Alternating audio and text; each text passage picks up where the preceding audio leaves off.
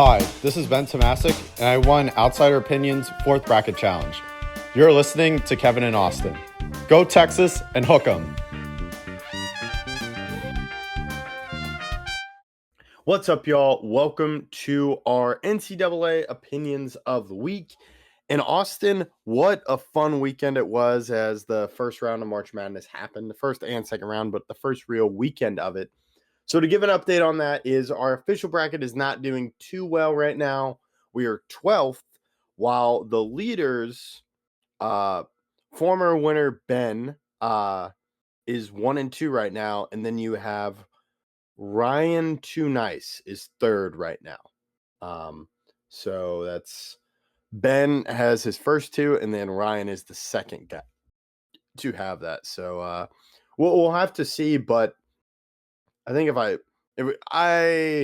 I'm not sure which game you want to talk about first, Austin. Yeah, so if we look, I'm looking at it.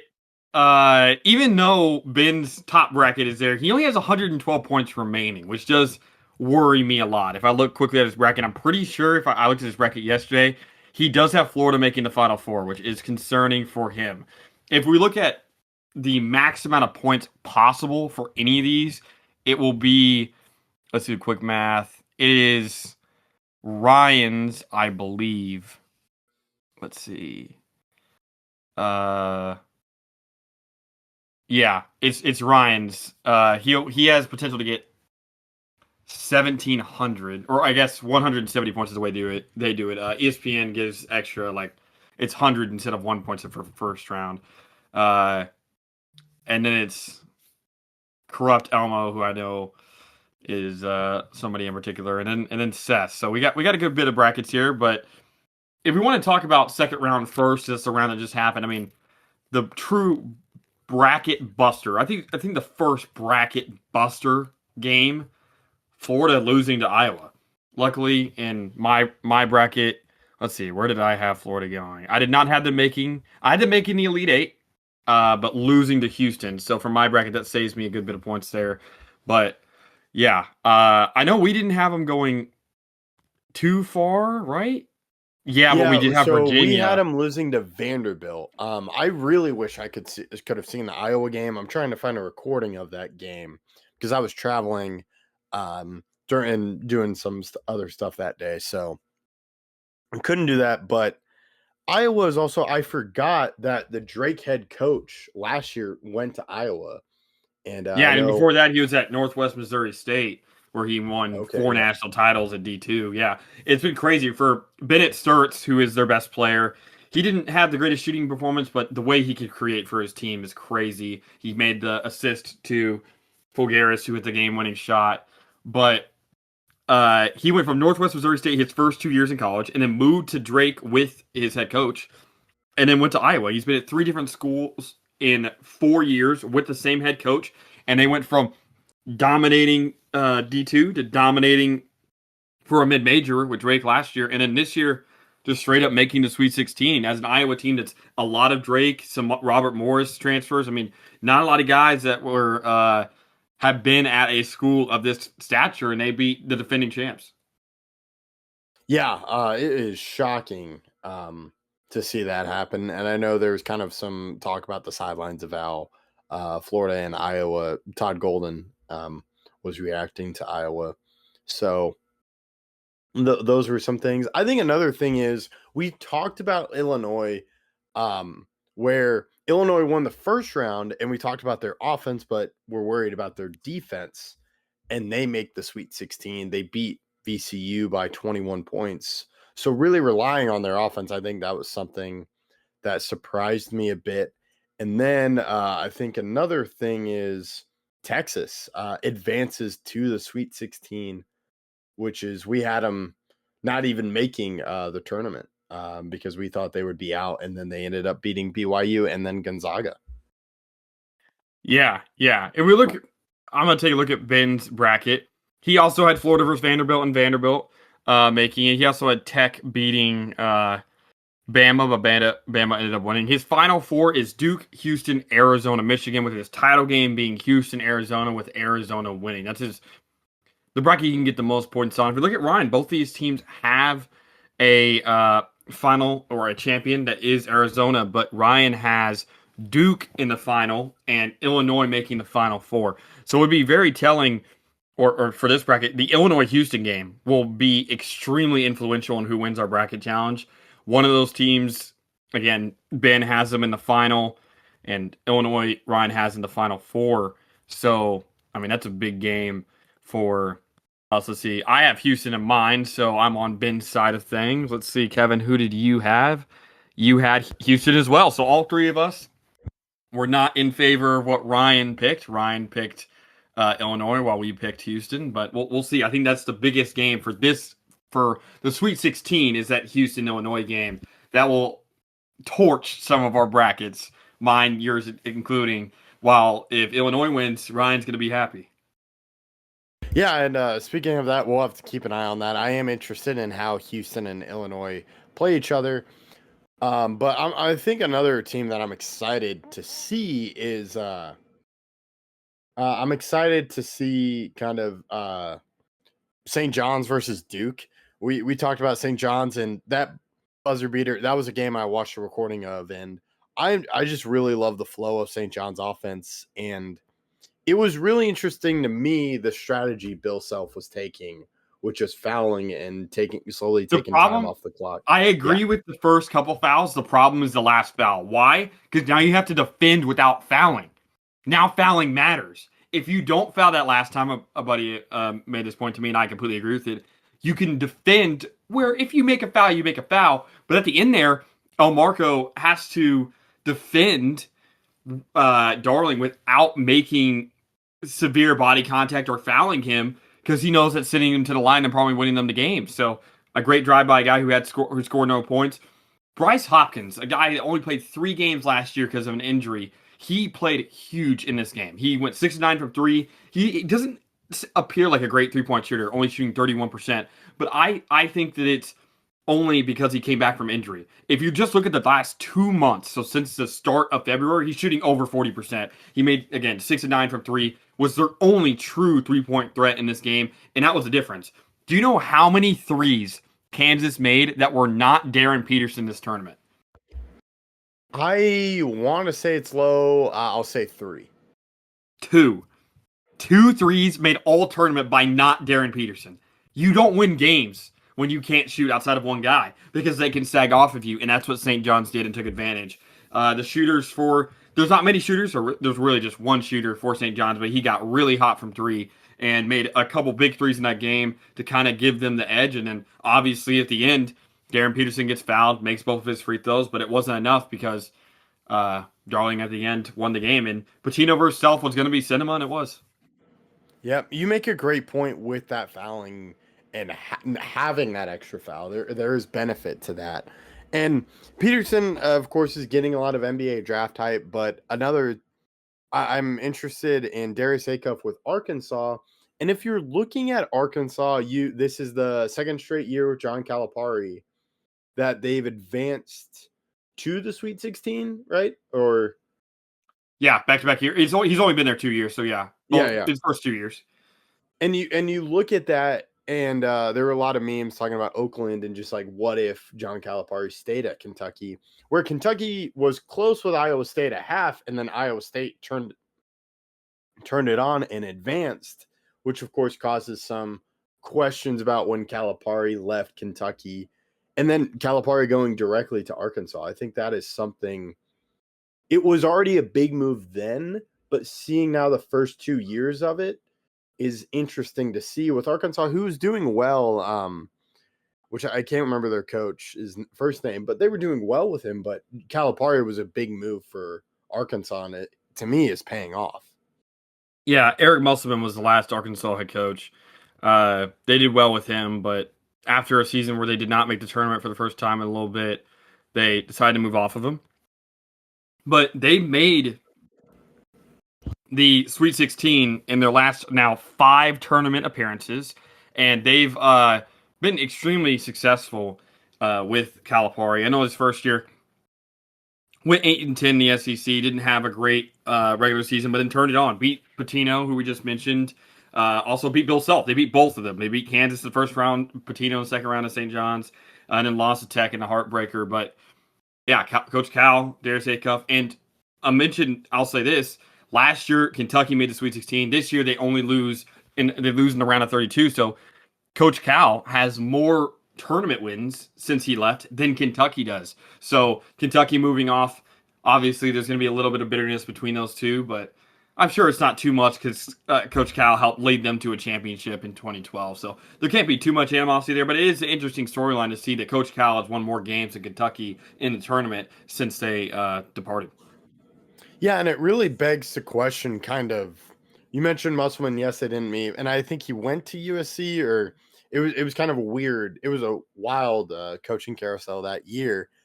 And what is the goal? Like, what to me, Arkansas, you bring in Coach Cal not to only have a great basketball program, but you want to compete for championships.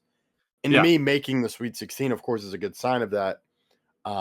It's a great start for him. So I am curious kind of how they do this year, especially with Acuff, because Kentucky developed great talent for the NBA. It was just kind of when it came to March, there was that fatigue of like, do they make it? And of course, Calipari is the same guy and he can develop the NBA talent.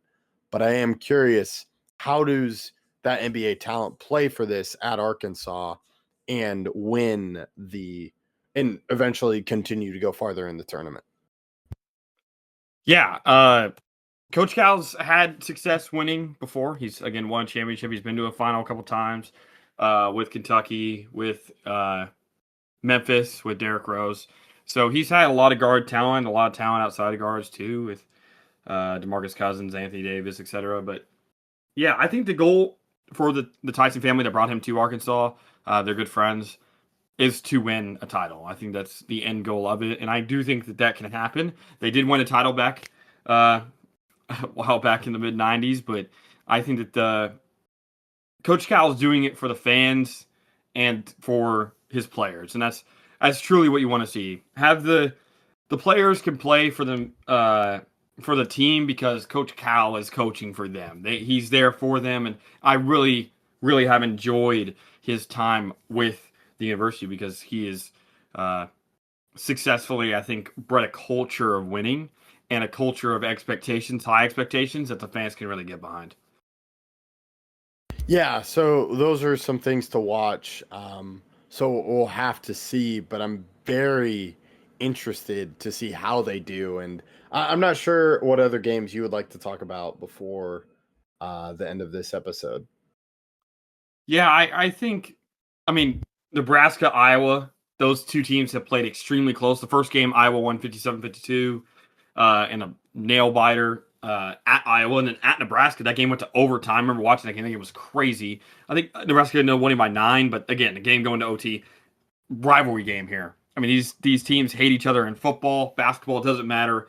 I love seeing a rivalry game in the tournament. I think it's the best place to see it. I have friends that went to Michigan State that are fans of Michigan, and I mean they've been talking all year about, okay, if we meet in a title, I mean that'll feed generations or whatever. But this is a game. Nebraska hasn't made the Sweet 16 ever.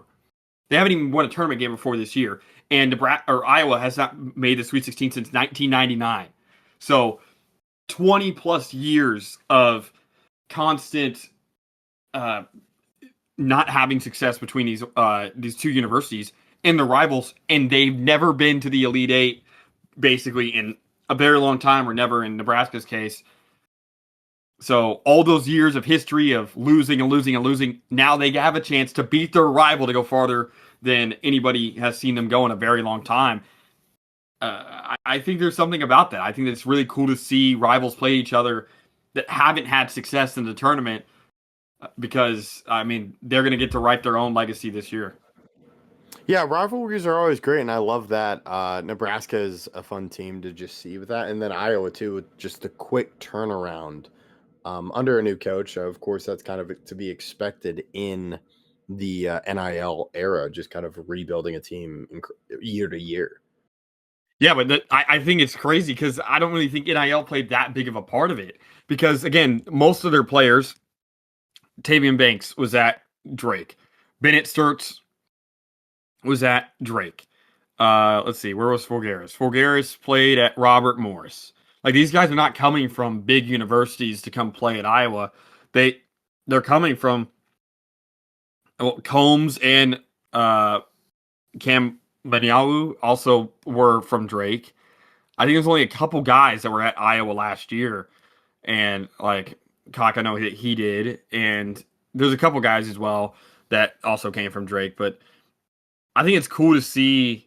I mean, D2 guys coming up, a coach from D2 having success at this level, and again, let's see, when was the last time they made it this far in the tournament? I mean, I know it was 99 was the last time they made the Sweet 16. They have, let's see, if they ever made. Okay, they made the national final in 1956 and lost. So they have not made the Elite Eight since 1956, and Nebraska has never made the Elite Eight. And they're playing each other. They're playing their most bitter rivals, the team they played during rivalry week or the rivalry game on the Sunday that everybody plays, for the chance to go further than they've ever been for most people that are alive playing. That's incredible. Because, yeah, it's amazing to see kind of schools like that have that chance, and now it's going to be a team that they'll face again next year. One thing I'd like to mention, too, is that we've seen, I know there hasn't been as many Cinderellas this year, but I think Iowa and Nebraska are pseudo-Cinderellas in that sense that they've never been this far. I mean, there's been countless universities I can think of that made Sweet 16 appearances, FGCU, St. Peter's, that had their first opportunities to win games in the tournament and have these runs. I mean, Nebraska's never won a tournament game. I know they're a Big Ten team, but never winning a tournament game ever has to be at least a little bit of a Cinderella, right? I mean, they've never won a game in the tournament. Yeah, I would agree. I think there have been a lot of good teams and competitive matches. Some teams, like I know Iowa State and Purdue, they kind of dominated the first round. But Nebraska, you make a good point. Iowa, there are a lot of still fun stories to me where it's making for a really fun March Madness. Yeah, I mean, Nebraska has historically one of the worst programs in the Big Ten. Again, they made a tournament back in 24 and lost. They were an 11 seed back in 2014, even when they were in the Big Ten. They were an 11 seed as a Big Ten team. So they just have not had that many chances to succeed. But this year it's different. And Price Sanford and their team there is really played really well. And I'm excited for both of these teams.